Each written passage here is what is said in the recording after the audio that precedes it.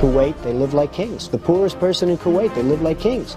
And yet they're not paying. We make it possible for them to sell their oil. Why aren't they paying us 25% of what they're making? It's a joke.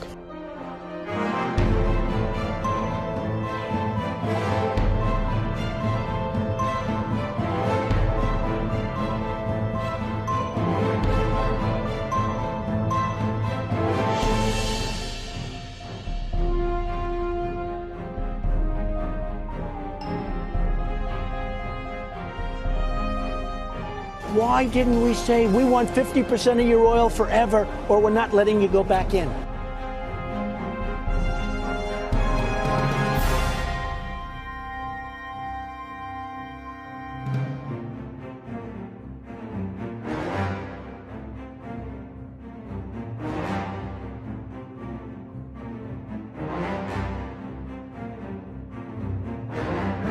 Le Dey d'Alger prend même en otage 2 équipages de navires. Ils réclament 60 000 $ pour leur libération ou menacent d'en faire des esclaves. Rapporté au budget actuel des États-Unis, cette somme représenterait aujourd'hui plus de 60 milliards de dollars.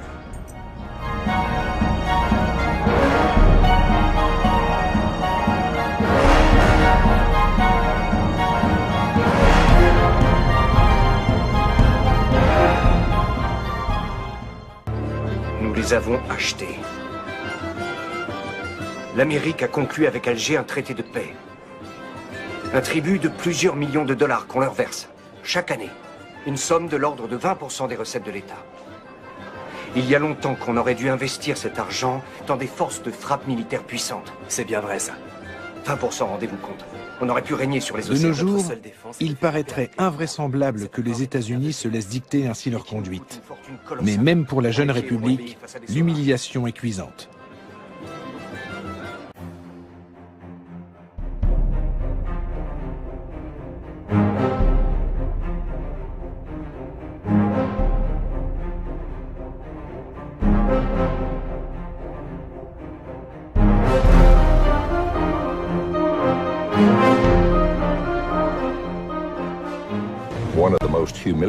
En 1795, les États-Unis ont connu un épisode particulièrement humiliant.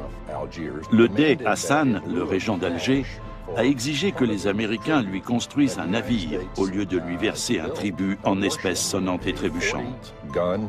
Il devait livrer à Alger une frégate d'une quarantaine de canons doublés de cuivre. Le président George Washington a écrit qu'il en avait été extrêmement mortifié.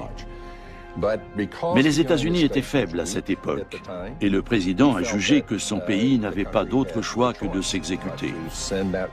Il savait pourtant bien qu'avec ce navire de guerre, les Algériens captureraient de nouveaux vaisseaux marchands américains et européens. Les Américains sont piqués au vif par tant d'impertinence et décident de construire des navires encore plus rapides, conçus pour durer. En somme, meilleurs que ceux des corsaires. Les États-Unis veulent ainsi mettre fin aux conditions humiliantes du traité de paix et d'amitié qui les lie à Alger.